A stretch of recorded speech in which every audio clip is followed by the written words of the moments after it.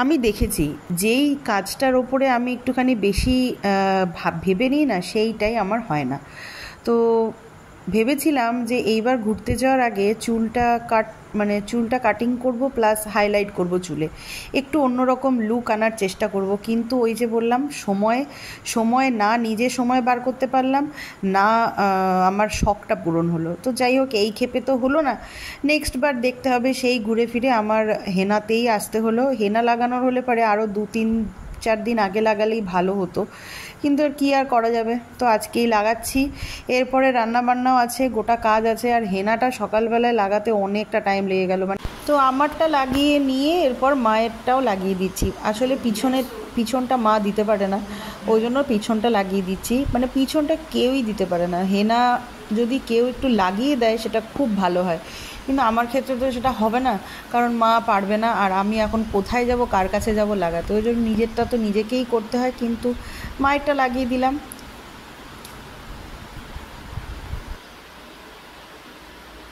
Hello everyone, welcome back to my channel. Good morning. তো সকালবেলা হেনা লাগানো ডান, হাতে মাত্র 2 দিন। কালকে ভাবলাম যে ব্যাগ গুছাবো, কালকেও আর হলো না। ট্রলিটাই বার করতে ভুলে গেছি স্টোর রুম থেকে, তো দেখি আজকে ট্রলিটা বার করব। আপাতত সকালের যা যা কাজ সব হয়ে গেছে, এখন সকালে ব্রেকফাস্ট বানাবো, তারপরে রান্না। আর আজকে তো শনিবার, নিরামিষ। তো ফ্রিজে এর মধ্যে তো আর বাজারঘাট করিনি, ফ্রিজে শুধু 4টে কাঁচকলা পড়ে আছে। তো দেখা যাক ওই কাঁচকলা আর আলু টালু দিয়ে একটা কিছু করে নেবো। আর রাতের বেলাতে আজকে লুচি খাওয়া হবে, গরম গরম লুচি আর আলুর তরকারি। চলুন রান্না বসানো যাক। ব্রেকফাস্ট করতে করতে কলাগুলোকেও সেদ্ধ করে নিয়েছি। অন্য টাইমে আমি আলুও দিই, কিন্তু আজকে আর আলু দিলাম না। প্লেন মুসুরির ডাল ভিজিয়ে রেখেছি সকালবেলাতে, ওই মুসুরির ডাল দিয়ে কাঁচকলা দিয়েই বড়াটা করব। তো কাঁচকলাগুলো না অনেক দিন হয়ে যাওয়াতে না কেমন একটু হয়ে গেছে, মানে একটু কালো কালো হয়ে গেছে। কি আর করব, এটা দিয়েই ম্যানেজ করলাম আর কি। মানে ইচ্ছা না থাকা সত্ত্বেও অনেক সময় করতে হয় না, ঠিক তাই। তো এখন কাঁচকলাগুলোকে ভালো করে মেখে নিলাম, হাত দিয়েই মাখলাম, আর স্ম্যাশার ইউজ করিনি। আর এই মিক্সিং বোলটার মধ্যে মুসুরির ডাল, রসুন, কাঁচা লঙ্কা, এই 3টে একসাথে পেস্ট করে নিয়েছি। এই ডালের মিশ্রণটাও এর মধ্যে দিয়ে নুন হলুদ ব্যালেন্স করে দিয়ে ভালো করে নিয়ে একটু মেখে নিতে হবে। ডালটা আগে থাকতে একটু ফেটিয়ে নিলে ভালো হতো। তো যাই হোক, এটাও খেতে খারাপ হবে না। এটাকে এবার ভালো করে মিক্স করে নিই। ফ্রাইং প্যানে তেল গরম হয়ে গেছে, এরপর একটা একটা করে বড়া ভেজে নেব। আর কাশ্মীরি রেড চিলি পাউডারও একটু দিয়েছি বড়াটার মধ্যে, মানে বড়া মাখাটাতে আর কি, কালারটা জাস্ট ভালো হওয়ার জন্য। আপনারা চাইলে দিতেও পারেন, স্কিপও করা যেতে পারে, যেহেতু কাঁচা লঙ্কা দিয়েছি, ওটা জাস্ট কালারের জন্য, আর কিছু না। নবনীতা যে আমগুলো দিয়েছিল না, সেই আমগুলোর থেকে একটা আম আমি ইচ্ছে করে চালের ড্রামের মধ্যে রেখেছিলাম, যে পাকলে পারে আমগুলো কীরকম হয় একবার দেখব। মানে ও বলেছিল গাছ পাকা হলে নাকি আমগুলোতে পোকা লেগে যায়, তো ওই জন্য গাছ থেকে কাঁচা অবস্থাতেই পারতে হয়, পেরে পেরে ওরকম দিয়েছিল। তো আমটা কিন্তু খুব সুন্দর পেকেছে, ভেতরের কালারটা খুব সুন্দর। খেতে কীরকম হয়েছে চলুন একবার মাকে খাইয়ে বলি আপনাদের।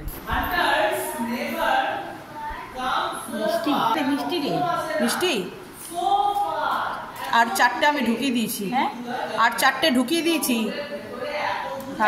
হ্যাঁ, বড় বড় যেগুলো।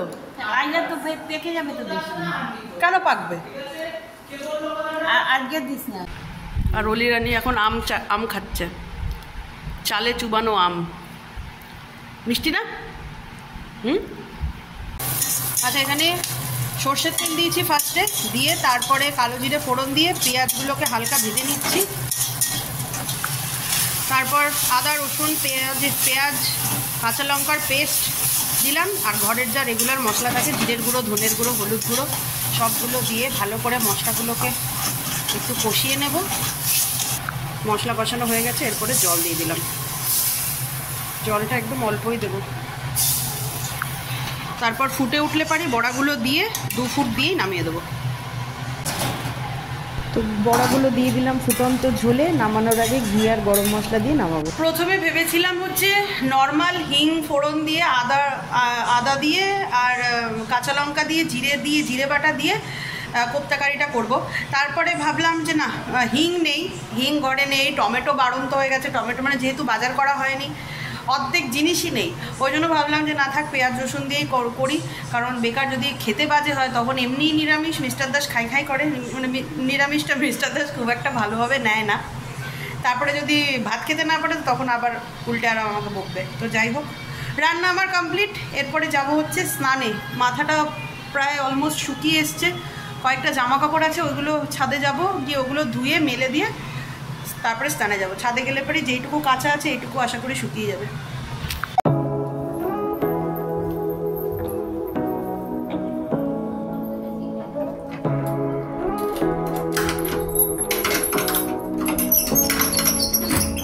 Say what you wanna say to me now. I wanna wake up with you in the morning. Show me there's nothing fake to me now. I wanna wake up with you in the morning. Say what you wanna say to me now. I wanna wake up with you in the morning. ভাবলাম স্নানে যাব, তো তার আগে ট্রলিটাকে বার করে নিই, কারণ store রুমে ঢোকা মানেই নোংরা ঘাঁটতে হবে, কারণ স্টোর রুমটা না ডেলি তো আর আমার মোছা হয় না, তো সপ্তাহে একদিন মুছি, তো এই সপ্তাহে না আর সময়ও করে উঠতে পারিনি আর মোছাও হয়নি। স্নান পুজো করলাম করে এখন বন্য রোদ, 12টা বাজে বেলা, যাচ্ছি হচ্ছে একটু বৌদির কাছে আইব্রোটা করতে, কারণ বিকেলে আবার ওলির ড্রয়িং যোগা দুটো আছে, হবে না, আবার প্যাকিংয়ের ব্যাপার আছে, বিকেলবেলাতেই করবো, আজকে রাত্রে কিছুটা করে রাখবো আর কালকে, তো ওই জন্য হবে না। তো এখন ফাঁকা বসে থাকবো, রোদে পুড়তেই যাচ্ছি। ওর জন্য খবরে কয়েকদিন ধরে শুনছি কি ঘূর্ণিঝড় আসবে, এ যা রোদের তাপ, কোন দিক থেকে যে ঘূর্ণিঝড় কীভাবে আসবে যে ভগবানই একমাত্র জানে। যাই হোক বাবা, হাসছি, কিন্তু ঘূর্ণিঝড়ে বেশি ঝড়ঝাপটা না হওয়াই ভালো, কারণ অনেক মানুষের অনেক কিছুই ক্ষয়ক্ষতি হয়। সবাই যেন সুস্থ সবল থাকে, আমি ভালো আছি মানে এই নয় যে সবাইকে খারাপ থাকতে হবে, বা সবাই যেন ভালো থাকে, এইটাই। যাই হোক, চলুন।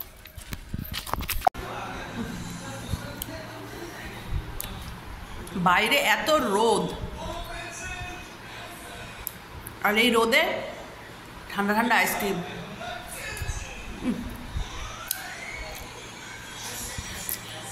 দারুণ লাগছে, দারুণ।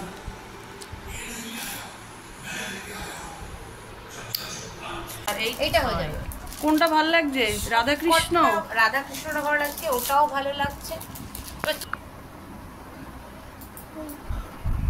খাটু সামনে কিছু খাওয়াচ্ছে না, যারা এত কেন? ওই তো বললো নাকি ইয়ে খাওয়াচ্ছে, আমার কিন্তু কাউকে খাওয়া হয়নি।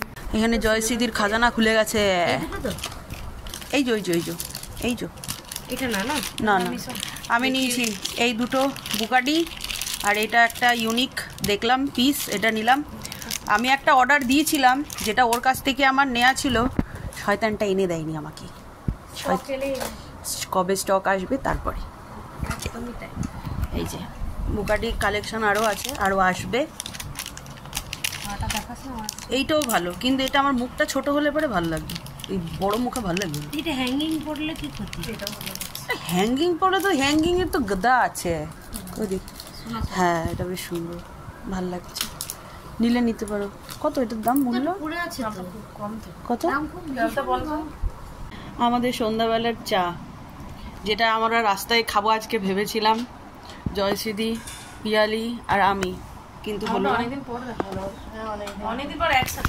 আমার যেন কেনাকাটাই শেষ হচ্ছে না সত্যি বলতে। অলিকে ইয়োগাতে ঢুকিয়ে দিয়ে আমি একটু বাজারে এলাম। কৌশিকের গোপালটার জন্য আমার কোনো জামা কাপড়ই কেনা হয়নি, তো ওর জন্য দুটো জামা কাপড় কিনলাম। আর যেহেতু এবার দুটো গোপাল যাবে, মানে আমার বাস্কেটটা তো ছোট, একটা গোপাল যাওয়ার জন্য ঠিক আছে, দুজনের স্পেসটা মানে গায়ের উপরে, একজন আরেকজনের গায়ের উপরে উঠে যাবে, তো ওই জন্য আরেকটা বাস্কেটও কিনলাম, যেটা আমার কাছে ছিল তার থেকে এক সাইজ বড়, মানে দুজন যাতে অনায়াসে বসে যেতে পারে। ওকে, বাড়ি এলাম, বাড়ি এসে এখন কাঁদবো না হাসবো না নাচবো না গাইবো, সিরিয়াসলি বুঝতে পারছি না। ফ্রেশ হলাম, মাথায় প্রথমে তেল দিলাম, দুপুরে সকালে তো হেনা করেছি, তেলটা মাথায় দিয়ে মাথাটাকে আগে শান্ত করলাম যে কোন দিকের কাজ আগে করব। কালকে হচ্ছে আমাদের যাওয়ার কথা কালকে ছিল না, মানে সকাল দুপুর অবধি, বিকেল অবধি, দুপুর বলছি বিকেল অবধিও আমি জানতাম না যে মিস্টার দাস কালকেই যাবে। সরি, মিস্টার দাস কালকে ছুটি পাচ্ছিল না। হঠাৎ করে কি হয়েছে, আমি মেয়েকে নিয়ে ক্লাসে গেছি, অফিস থেকে ফোন এসছে, বলছে কালকে তোমার দিন হয়ে যাবে, তো তুমি কালকে দিন ডিউটি করো। কালকে এবার দিন হয়ে গেলে পরে আমরা বিকেলে ভাবাচ্ছি আমরা বিকেলবেলায় দিদিভাইয়ের বাড়িতে যেতে পারবো, তাহলে ধীরে সুস্থেই যাওয়াটা হবে। মানে যেটা সোমবার ভোরবেলা হচ্ছিল, সে যেটা ঠিক করেছি সেটাই কালকে বিকেলবেলায় যাচ্ছি। তো আমার এই যে এই বিছানা ট্রলি এখনও গুছায়নি, ট্রলি এরকম পড়ে রয়েছে, আরও দেখাচ্ছি। এই যে দেখুন, আজকে দুনিয়ার রাজ্যের জামা কাপড় কেচেছি, এগুলো পুরো লাট হয়ে রয়েছে, এগুলো কিচ্ছু গুছানো হয়নি। আর ঠাকুর ঘরেরও কাজ আছে, কিছু হয়নি। তো এক গাদা কাজ, আমি কোন দিক সামলাবো কিছু জানি না। রাত্রে আবার লুচি খাওয়া হবে, লুচির আটাটাও মেখে রাখিনি সকালবেলাতে। বিচ্ছিরি কাণ্ড। যাই হোক, একটা দুটো করে সমস্ত করি আস্তে আস্তে, কারণ যত বকবক করবো না তত দেরি হবে। এখন ঘড়িতে হচ্ছে ওই 8টা মতন বাজে, 10টার মধ্যে চেষ্টা করছি এই গুছানোর গাছানোর কাজটা লিপটিয়ে নিতে, তাহলে তারপরে নিচে রাত্রে গিয়ে রাতের রান্নাবান্না দেখবো। একার হাতে চতুর্দিক সামলালে পরে যা হয়, আমার অবস্থা এখন সেই চোখে সর্ষে ফুল দেখার মতন হয়ে গেছে। ওপরটা তো পুরো লণ্ডভণ্ড, মানে কাছাকাছি করেছি সেই জামা কাপড়, প্লাস ঘুরতে যাব সেই জামা কাপড়, আলমারি খুলে কি নেব না নেব সত্যি কথা মাথা এখন আমার কাজ করছে না। কিন্তু তার মধ্যেও চেষ্টা করছি যাতে মাথা ঠান্ডা করে সমস্ত কিছু গুছিয়ে নিতে পারি, কারণ ওইখানে গিয়ে এটা নেই ওটা নেই এই সমস্ত জিনিস আমার একদম ভাল লাগে না। তাতে একটা দুটো জামা বেশি গেলে যাক, তাও ঠিক আছে।